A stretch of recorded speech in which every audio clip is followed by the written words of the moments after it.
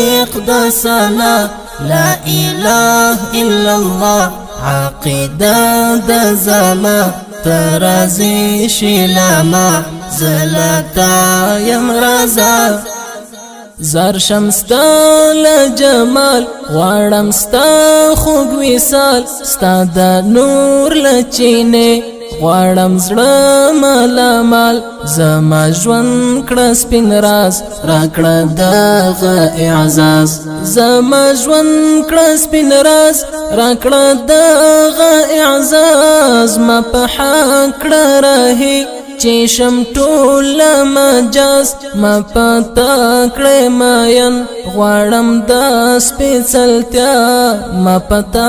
کړه ماین غواړم د سپېڅلتیا یا الله یا الله